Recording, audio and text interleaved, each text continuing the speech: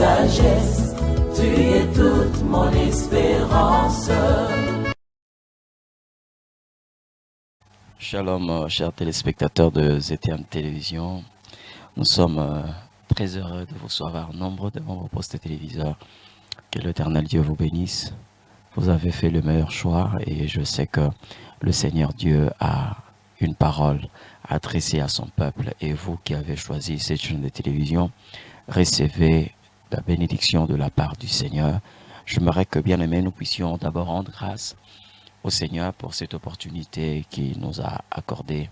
Beaucoup bien aimés ont manqué ces moments, mais à nous l'Éternel Dieu a donné la grâce de nous approcher de lui et recevoir sa parole. Nous voulons rendre grâce au Seigneur, Créateur de l'univers. Nous te disons merci. Merci pour ces temps merveilleux, merci pour ces moments agréables. Et nous bénissons le Saint-Esprit de Dieu qui nous tient compagnie. Nous bénissons aussi, Éternel notre Roi, Seigneur, ton Église, qui est appelée, Éternel notre Dieu, à pénétrer tes profondeurs pour que nous soyons des enfants enracinés, assis, Éternel notre Dieu, dans ta parole, équilibrés. Et c'est là dans le nom de Jésus-Christ. J'aimerais, Éternel notre Dieu, recommander, Seigneur Dieu, tous ceux qui sont en train de travailler dans le secret, Éternel, qu'ils soient remplis de ton onction, afin que, Seigneur Dieu, d'une manière unanime, que nous puissions accomplir ta volonté. Bénis ces instants au nom de Jésus. Amen. Voilà, bien-aimés, que l'Éternel Dieu vous bénisse. Nous disons merci à tous ceux-là qui ne cessent de nous écrire. Vous êtes en train de nous soutenir par la prière, vous nous soutenez par des conseils, par des suggestions. Que l'Éternel Dieu vous bénisse. Vous étiez très nombreux à nous écrire lors de notre émission passée. Mais je sais que par la grâce de Dieu, vous allez recevoir certaines réponses à vos questions.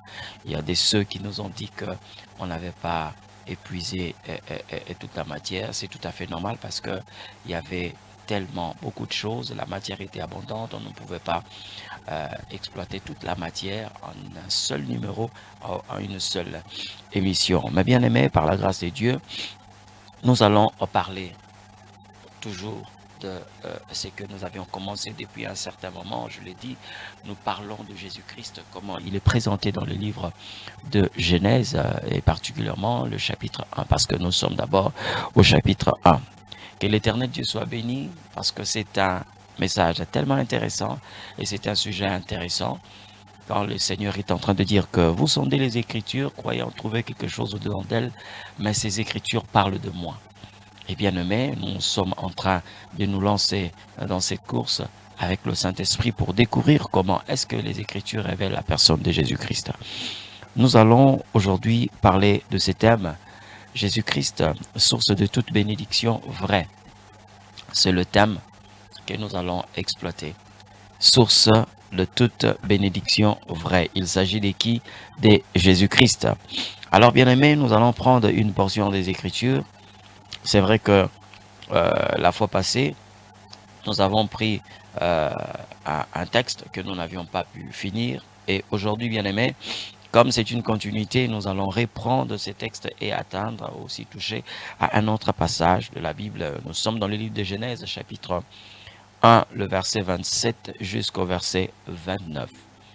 Si tout le monde est en train de parler le même langage avec moi, nous allons lire la parole du Seigneur. J'ai dit Genèse chapitre 1, le verset 27 jusqu'au verset 29. La Bible dit, Dieu créa l'homme à son image, il le créa à l'image de Dieu, il créa l'homme et la femme. Dieu les bénit, et Dieu leur dit, soyez féconds, multipliez, remplissez la terre, et l'assujettissez, et dominez sur le poisson de la mer, sur les oiseaux du ciel, et sur tout animal qui se met sur la terre. Verset 29, et Dieu dit, voici je vous donne toute herbe portant de la sémence, et qui est à la surface de toute la terre, et tout arbre ayant en lui du fruit d'arbre et portant de la sémence, ça sera votre nourriture. Amen. Que l'Éternel Dieu nous bénisse. Bien-aimés, déjà à partir du verset 27, vous qui avez posé la question de savoir, et c'est que disent les hommes, oui, bien-aimés, nous ne pouvons pas définir l'homme de la même manière que les scientifiques, où la Bible ne définit pas l'existence de l'homme, ou parle de l'existence de l'homme de la même manière que les scientifiques. Parce que nous voyons ici comment est-ce que Dieu est en train de parler, et tout ce qui parle de l'homme comme étant le produit d'une évolution. En tout cas, je crois que c'est une fausse théorie. La Bible est en train d'affirmer noir sur blanc que l'homme est le produit de la création. Parce que s'il était le produit de l'évolution, je crois que, bien aimé, il devait continuer à subir des modifications. Mais tel que nous voyons l'homme, même quand on présente ces singes anthropoïdes qui est l'ancêtre de l'homme, bien aimé, les singes existent jusqu'à aujourd'hui. Ils naissent devant nous, ils meurent en tant que singe. L'homme naît en tant qu'homme et il se développe en tant qu'homme, il meurt homme. Donc ça, vraiment, pour ceux qui ont posé ce genre de questions, j'aimerais tout juste vous dire que l'homme est le produit de la création. Alors, la Bible dit très bien que c'est Elohim qui a créé l'homme, il créa l'homme et la femme. J'aimerais, bien aimé, épingler quelque chose avant de continuer. La femme ne doit pas être considérée comme un être inférieur. La femme ne doit pas être considérée plutôt comme quelqu'un qui n'a pas d'importance. Non, parce que les mains qui ont créé l'homme, ce sont les mêmes mains qui ont créé la femme. Et l'homme n'est pas créé en métal et que la femme est créée en plastique. Non, non. Je crois que, bien aimé, pour ceux-là aussi qui ont posé la question de savoir, mais je crois, bien aimé, que nous ne sommes pas en train de parler ici sur l'égalité entre hommes et femmes, parce que l'homme est créé comme étant celui qui devait dominer sur sa femme. Sur sa femme, pas toutes les femmes. Dominer sur la femme. Donc quand on dit la femme, l'épouse, de la même manière que le Christ domine sur l'Église, l'homme domine sur sa femme. Vous n'allez pas commencer à intimer l'ordre à toutes les femmes qui ne sont pas vos femmes. Vous avez une femme et c'est à votre femme de vous soumettre à votre autorité, plutôt de se soumettre à votre autorité. Alors, là, c'était une parenthèse par rapport aux multiples questions que nous avions reçues. Alors, la Bible est en train de dire, Dieu les bénit.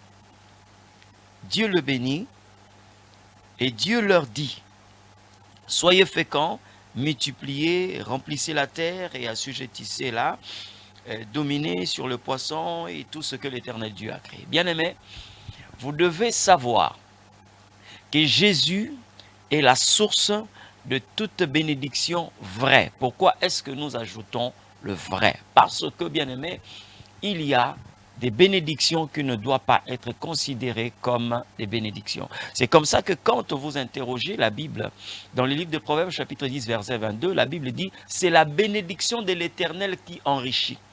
On n'a pas seulement dit que c'est la bénédiction qui enrichit, mais on dit la bénédiction de l'Éternel. La bénédiction de l'Éternel. Voyez un peu?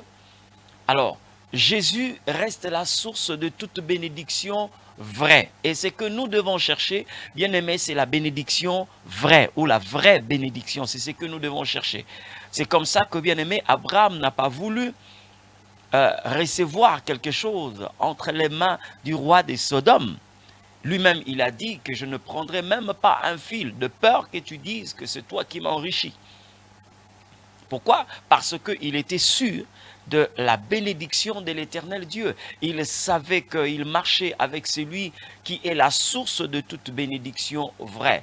Et sa bénédiction bien-aimée n'a pas de temps. Sa bénédiction est éternelle. C'est là où nous sommes en train de voir, bien-aimés, la différence entre ce que nous pouvons recevoir des hommes, qu'on peut qualifier de bénédiction entre guillemets, c'est que les gens peuvent recevoir du diable, qu'ils qualifient aussi de bénédiction, parce que nous le voyons, des gens qui ont plongé dans des sciences mystiques, hein, qui ont accepté de mener une telle vie, d'être en alliance avec le monde de ténèbres, ils ont, entre guillemets, ce qu'ils considèrent comme une bénédiction.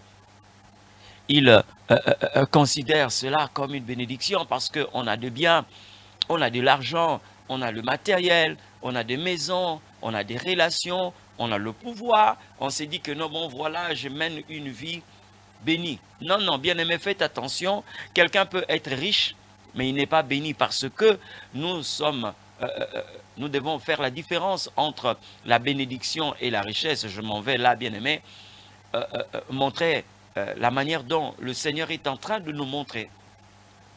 Abraham, quand Dieu l'avait appelé, Abraham n'était pas pauvre. Il avait de biens, parce qu'on parlait déjà même de ses biens. On parlait même de ses esclaves, des serviteurs qu'il avait. Abraham n'était pas pauvre. Il avait des biens. Mais le Seigneur lui dit ceci. Sors de ton pays, de ta patrie, de la maison de ton père, va dans un lieu que je te montrerai. Là, je rendrai ton nom grand.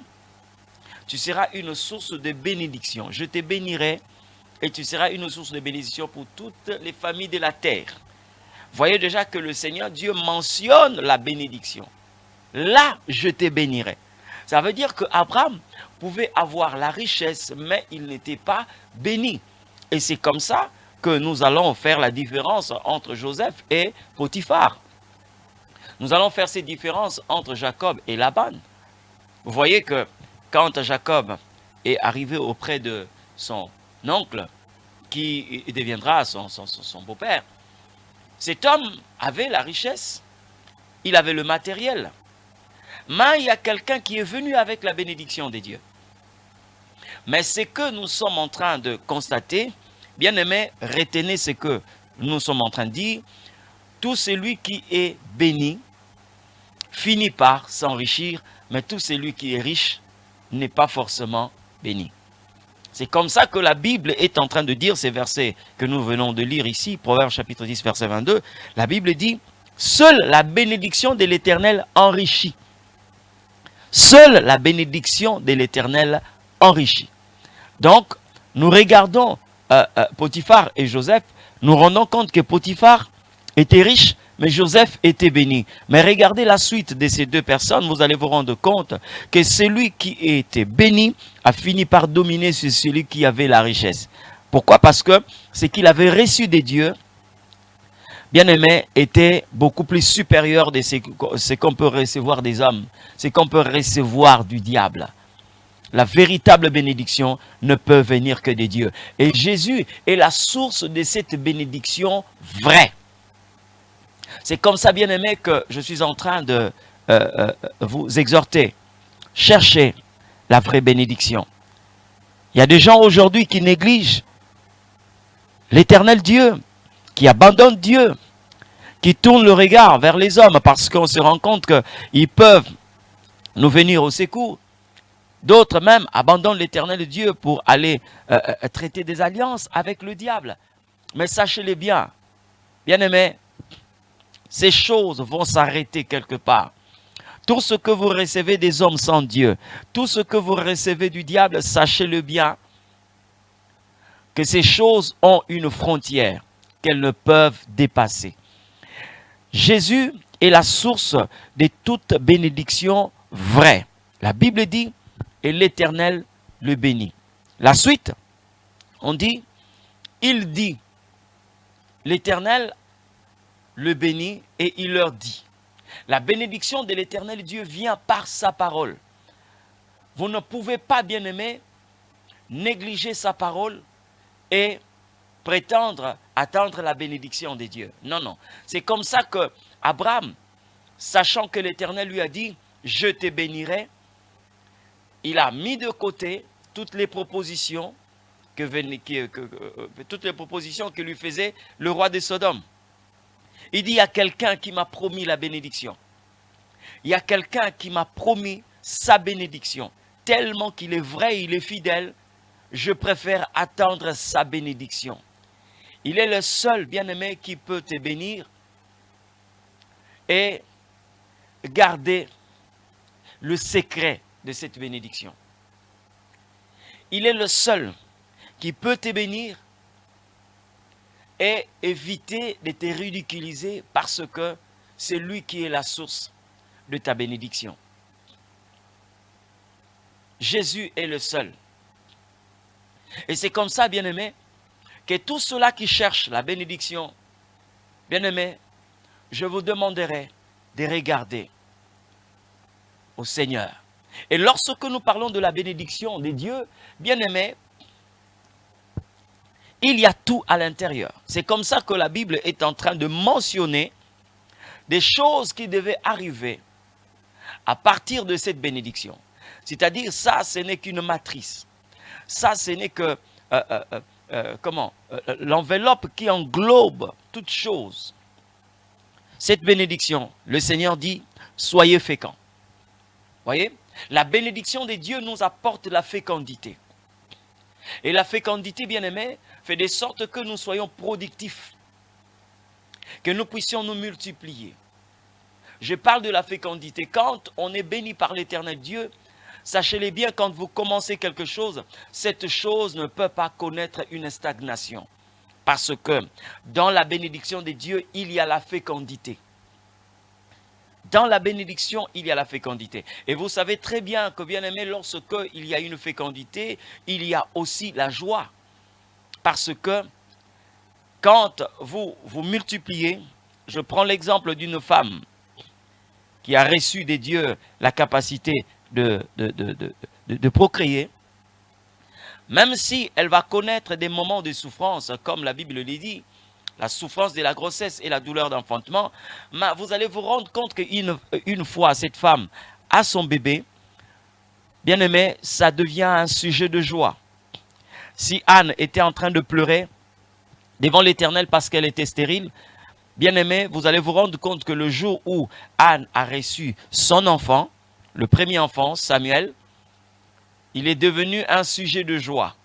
Cette femme qui venait au temple pour verser des larmes, elle est revenue au temple pour abonder en action de grâce. Parce que, la bien-aimée, elle a reçu la réponse à ses problèmes. Et cette réponse est venue par la fécondité. La Bible parle de cette bénédiction qui engendre quoi? La fécondité. Soyez féconds. Et quand l'Éternel Dieu nous bénit, bien-aimé, aucune chose ne peut arrêter cette fécondité. Aucune chose. Même s'il y a un combat qui se déclenche, je vous assure que la parole de Dieu est tellement puissante pour renverser les forteresses. Même si le diable, même si l'ennemi a érigé une muraille pour nous empêcher, bien-aimés, d'être productifs, la seule parole du Seigneur suffit pour que cette muraille puisse s'écrouler.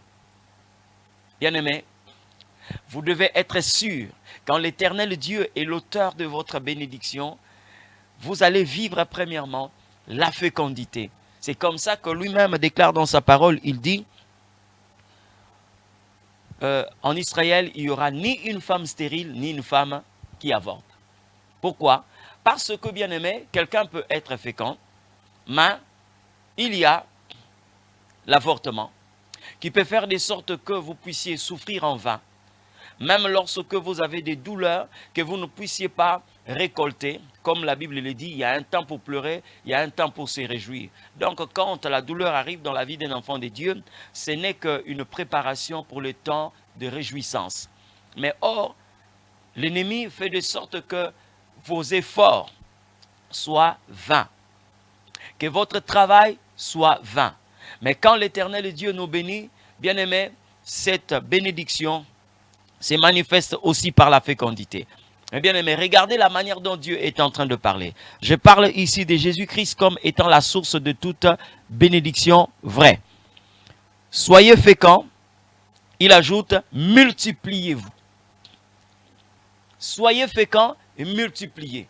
Pourquoi la Bible parle de la sorte? Je parlais ici de l'avortement. Ce sont les armes qu'utilise l'ennemi. Quand je parle des armes, parce qu'il n'y a pas seulement l'avortement, il y en a plusieurs, mais il y a aussi la mortalité. Vous allez vous rendre compte que, bien aimé, un parent met au monde, après 1 mois, 2 mois, l'enfant décède. Quelquefois, il y a d'autres qui meurent même quelques heures après l'accouchement. D'autres meurent même avant la mort de leurs parents. Il y a des ceux qui meurent avant même leurs parents. Et ça, bien-aimé, ça fait de sorte que vous connaissez que vous avez eu des enfants, mais vous êtes seul. Pourquoi? Parce que cette fécondité a été attaquée par la mortalité. Et quand le Seigneur est en train de dire « Soyez féconds », il dit « multipliez ». Ça veut tout simplement dire que lorsque les gens viennent vous trouver seul, 2 ans après, quand ils viennent, ils se rendent compte que vous êtes maintenant à 5, vous êtes à 3, parce que l'Éternel Dieu est capable de donner à un couple des triplés, des quadruplés, voire même 6 enfants, 7, 8, comme nous le voyons. Bien aimé, il est capable de le faire. Mais quand il dit multiplier, ça veut dire que la bénédiction de Dieu fait de sorte que nous ne puissions pas travailler en vain. Regardez cette veuve de Sarepta. Regardez la veuve de Naïn. Vous allez vous rendre compte que cette veuve avait son fils unique, la veuve de Naïn. Mais ce fils unique venait de décéder. Donc, il n'y a que ceux qui la connaissaient de près qui pouvaient savoir que cette femme avait un enfant. Mais si Jésus n'était pas intervenu, bien aimé, cette femme allait seulement rester avec le souvenir qu'elle avait un enfant, mais l'enfant n'est plus. Alors c'est comme ça que vous allez vous rendre compte. L'Éternel Dieu déclare dans le livre de Job que tu n'auras pas des enfants pour le voir périr. Pourquoi? Parce que dans sa pensée, dans sa bénédiction, il a voulu que les enfants puissent conduire les parents dans la tombe, dans leur blanche vieillesse. Ça, c'est une bénédiction. Ce n'est pas aux parents d'enterrer les enfants, mais c'est plutôt aux enfants d'enterrer leurs parents. Parce que partout là où vous voyez un parent enterrer un enfant, il y a le signe ou la présence d'une malédiction. La preuve, premièrement, le premier couple, Adam et Ève, ils ont enterré Abel.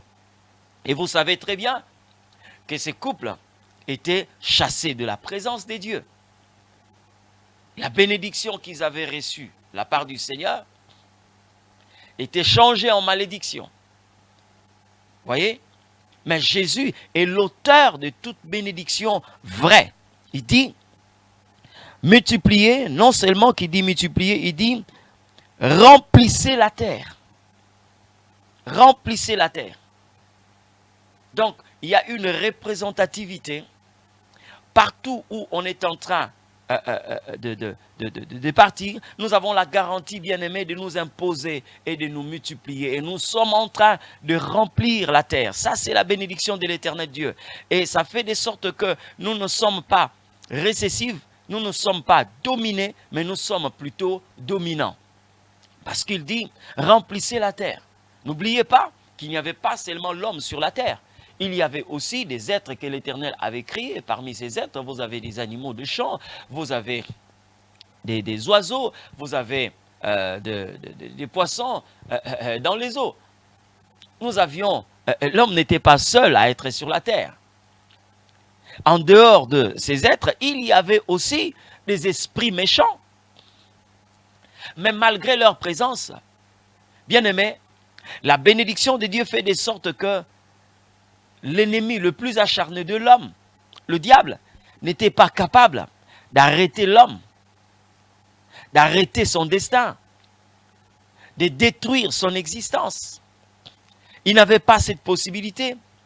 Et partout où l'homme était en train de partir, il avait la capacité de se multiplier parce que l'Éternel avait parlé. Il n'y avait pas un terrain hostile à l'homme. Il était dominant partout. Il était en train de représenter valablement l'autorité des dieux, de par cette bénédiction. C'est comme ça que je suis en train de dire, bien-aimés, cherchons la vraie bénédiction. Ça ne sert pas de se présenter devant une statue. Ça ne sert pas d'aller faire des alliances avec l'ennemi. Et cette bénédiction, bien-aimé, celle de l'Éternel, ne se limite pas seulement sur cette terre.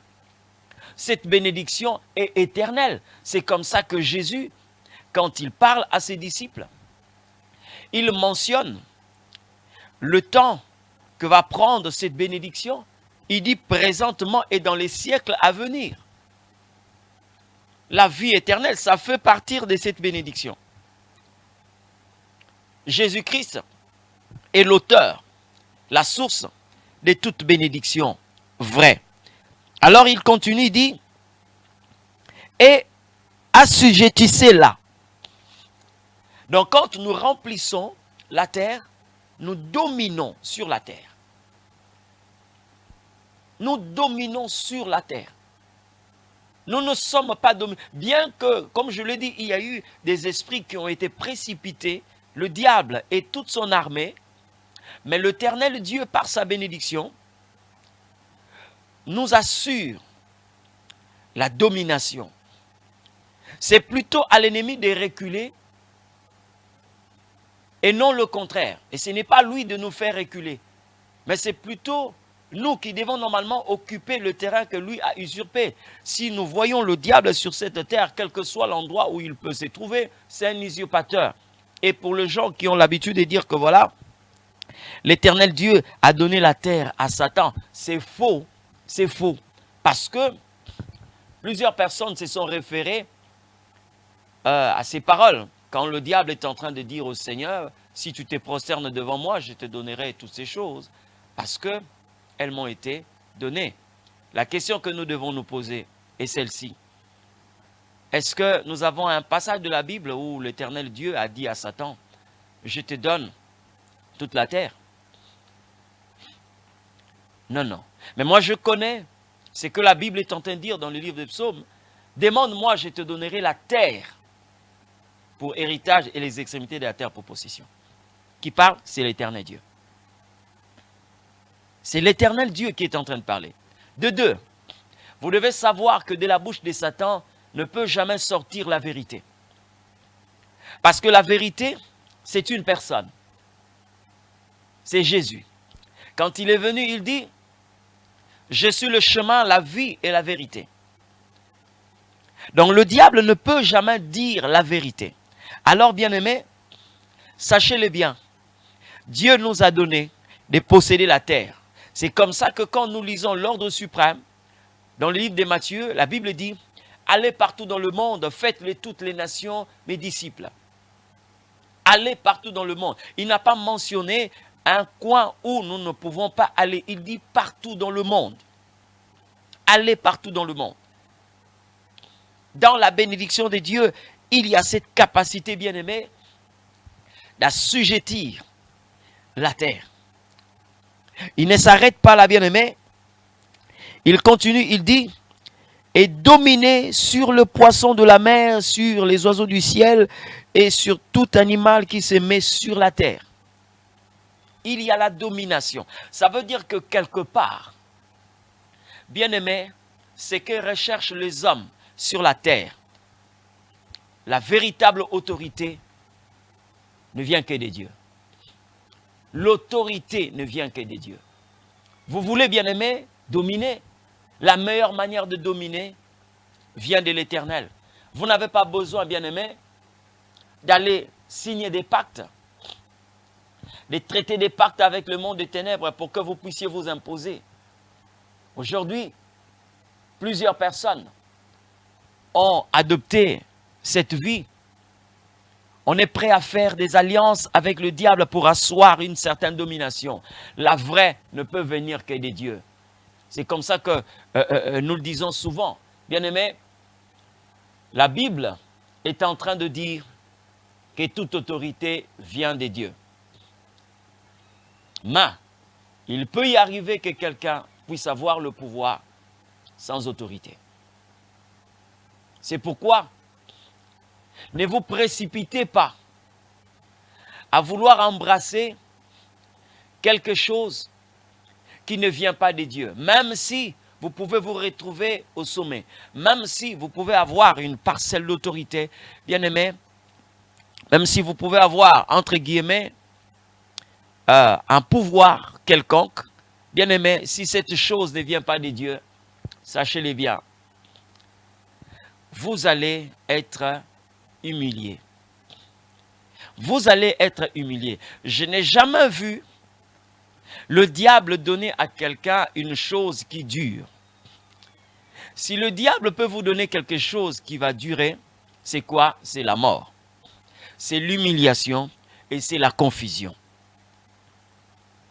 Il n'y a que la main de l'Éternel Dieu qui peut élever quelqu'un et que cette personne soit gardée dans l'élévation. La vraie autorité ne vient que des dieux. Une fois, quelqu'un m'a posé la question de savoir, est-ce que tous ceux qui se retrouvent en train de conduire, de diriger, sont forcément arrivés par la main des dieux? Non. Pourquoi? Parce que quelqu'un peut avoir le pouvoir sans autorité. Mais il y a aussi des gens qui peuvent avoir l'autorité, mais qui n'ont pas encore le pouvoir. C'est pourquoi, bien-aimés, je vous demanderai de ne pas corrompre votre conscience. Regardez au Seigneur. Regardez au Seigneur. Le diable n'élève personne. Lui-même a été précipité. Comment il peut vous élever? Lui-même est incapable, bien-aimé, d'être dans les hauteurs. Comment il peut vous élever? Je crois que ce qu'il peut faire, c'est de vous jeter en l'air, comme une balle de tennis. Mais sachez-le bien, lorsque il vous a propulsé dans les airs, l'élévation que vous voyez n'est qu'une préparation pour votre chute, parce qu'il faut qu'il y ait une main qui vous soutienne. Or, l'Éternel Dieu est la seule main qui élève et qui soutient dans l'élévation. Faites attention, bien-aimés. Je suis en train de rappeler que vous suivez ZTM Télévision et votre émission « Voici l'époux ». Nous émettons de Kinshasa, capitale de la République démocratique du Congo. Pour vous qui voulez entrer en contact avec nous, vous voulez nous écrire, bien aimé, notre adresse Facebook Amos Mavungu, sur Instagram Dr Amos Mavungu. Vous pouvez aussi entrer en contact avec nous sur TikTok. Notre numéro est affiché au bas de vos écrans. Vous pouvez toutefois entrer en contact avec nous. Et pour ceux-là qui veulent nous rencontrer personnellement, bien aimé, nous sommes à Brazzaville, dans la commune de Mongali, la rue Lomo numéro 56 bis, église Temps des Dieux. Vous qui êtes en Filou, vous pouvez noter cette adresse, rue, le numéro 13 de la rue Bambama. Nous sommes là, dans la commune de Filou, comme je l'ai dit. Référence, deuxième forage, les Bleds. Deuxième forage, les Bleds. Nous sommes à Filou, église Temps des Dieux. Pour ceux qui sont à Kinshasa, nous sommes dans la commune de Limete, avenue Lango numéro 7. Église Temps des Dieux. Pour nos jours de culte, nous sommes à chaque jour dans la présence des dieux. C'est vrai, mais à l'église, nous nous retrouvons chaque mercredi à partir de 16 h jusqu'à 19h30 à un culte d'enseignement. Vendredi, à partir de 16 h jusqu'à 19h30 à un culte dénommé Réveiller les héros. Et chaque dimanche à partir de 8h30 jusqu'à 11h30 dans notre culte d'adoration et de louange. Bien aimé, pour ceux-là qui veulent aussi s'abonner sur YouTube, voici notre adresse, Amos Mavungu Ministries TV. Je vous conseillerais, bien aimé, de vous abonner. Cliquez la cloche de notification, vous êtes abonné, partagez ces liens. C'est une façon, bien aimé, de nous soutenir aussi, d'aider aussi plusieurs personnes à recevoir la connaissance des dieux. Vous aurez droit à plusieurs de nos émissions et plusieurs de nos prédications. Donc, j'étais en train de parler de Jésus-Christ, source de toute bénédiction vraie. Et bien aimé, pour couronner tout ce qu'il est en train de dire, la Bible dit, Dieu dit, au verset 29, « Voici, je vous donne toute herbe portant de la sémence et qui est sur la surface de toute la terre. » Pourquoi cette phrase? Parce que lorsque l'Éternel Dieu vous bénit, il y a une manière, bien aimée, de conserver la bénédiction de l'Éternel.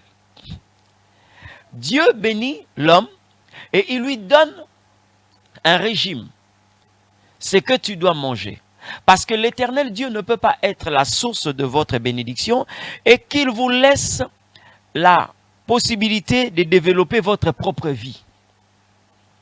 Non. Lorsque vous voyez la manière dont le Seigneur est en train de parler, ça veut dire que quand moi je suis la source de votre bénédiction, vous n'avez pas la liberté de faire ce que vous voulez. Parce que si l'Éternel Dieu est celui qui vous donne la vie, il doit être celui qui dirige aussi vos pas. Plusieurs personnes aujourd'hui viennent au Seigneur, ils veulent recevoir la vie et faire de cette vie ce qu'ils veulent. Non, non. Il m'a béni, mais bien aimé, je dois savoir où est-ce qu'il veut que je sois. Qu'est-ce qu'il veut que je fasse? Qui veut-il que je devienne? C'est la meilleure manière de vivre la bénédiction des dieux. C'est la meilleure manière. Dieu le bénit. Il leur dit, soyez féconds, multipliez, remplissez la terre, assujettissez-la, dominez. Il dit, voici je vous donne. C'est comme ça, bien-aimés, que si nous voulons jouir de la bénédiction des dieux, nous devons, bien-aimés, faire recours à sa parole. C'est comme ça que la Bible est en train de nous montrer la meilleure manière, bien-aimés, de réussir, c'est de suivre sa parole. C'est de méditer sa parole, c'est d'accomplir sa volonté. Il dit à Josué, que ces livres de la loi ne s'éloignent point de ta bouche. Médite-le jour et nuit, afin que tu réussisses et que tu aies du succès.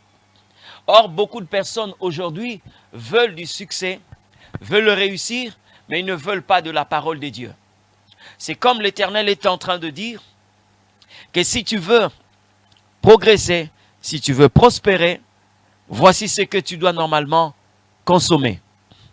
Donc, le secret de la bénédiction des dieux, c'est sa parole. C'est comme ça que nous avions dit au début, il n'y a pas de bénédiction lorsque nous ballons du revers de la main la parole de l'Éternel Dieu. Mais bien aimés, nous sommes des brebis du Seigneur. C'est comme ça que David est en train de dire, un verset connu de plusieurs personnes, le psaume 23, « L'Éternel est mon berger, je ne manquerai de rien. » Oui, c'est vrai. Nous ne manquons de rien. Mais, qu'est-ce qui fait que nous puissions manquer de rien? Il dit, il me dirige, il me conduit, il me fait reposer. Voyez un peu? Donc tout ce que nous bénéficions vient de lui. Et si nous voulons manquer de rien, nous devons aussi accepter qu'il nous dirige, qu'il nous conduise, qu'il nous fasse reposer. Vous allez vous rendre compte quand vous méditez cette parole, là où David parle de sa responsabilité, là où il prend ses responsabilités en main, il y a quelque chose de mauvais qui suit. Parce que quand il dit, l'Éternel est mon berger, je ne manquerai de rien, il me fait reposer dans les verts pâturages, il me dirige près des eaux paisibles, il me conduit, il restaure mon âme. Lorsqu'il dit seulement, quand je marche, là il n'y a plus il, on ne parle plus de Dieu, ma bien-aimée, il engage sa responsabilité. Lui qui était conduit par le Seigneur, lui qui pouvait se reposer par ordre de l'Éternel, il était conduit dans les verts pâturages. Mais bien aimé, quand il dit seulement, quand je marche dans la vallée de l'ombre de la mort, vous voyez, c'est parce qu'il n'a plus engagé l'Éternel Dieu, il a voulu utiliser ses propres capacités. Voici, David est en face de quelque chose qui n'est pas bien. Il doit être tout pour nous. Et c'est comme ça, bien aimé, quand vous lisez Ésaïe chapitre 4, le verset 1, il y a une vérité que l'Église d'aujourd'hui doit éviter. Et vous qui êtes en train de nous suivre, bien aimé, vous devez dire non à ce que la Bible est en train de nous révéler ici. Ésaïe chapitre 4, le verset 1. Écoutez ce que la Bible est en train de dire. La Bible dit ceci. Et cette femme saisiront en ces jours un seul homme et diront, nous mangerons notre pain et nous vêtirons de nos habits. Fais-nous seulement porter ton nom enlève notre opprobre. Ça signifie quoi? Les femmes qui veulent jouir de l'autorité d'un homme, ces femmes veulent porter le nom d'un mari. Mais ces femmes veulent, manger leur propre pain. Ces femmes veulent porter leurs propres habits. Cela n'est pas normal. Parce que l'homme qui domine sur la femme doit normalement nourrir cette femme et doit aussi habiller cette femme. Parce qu'il a la capacité de dire à cette femme, je ne veux pas que tu t'habilles comme ça. Et la femme va obtempérer parce que c'est le mari qui l'habille. Mais quand ce n'est pas le cas, bien aimé, la femme peut se comporter comme elle veut. Donc, on peut porter le nom de Jésus et aller manger dans la table de Baal. On peut porter le nom de Jésus, mais bien aimé, être revêtu d'une puissance occulte. Cela n'est pas le cas.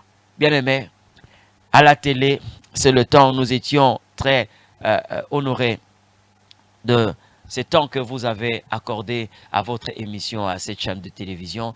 J'aimerais prier avec tous ceux-là qui nous ont suivis. Créateur de l'univers, Dieu de paix, nous te disons merci.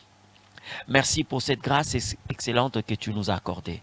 Merci pour cette faveur que tu nous as communiquée. Seigneur, nous sommes des hommes heureux.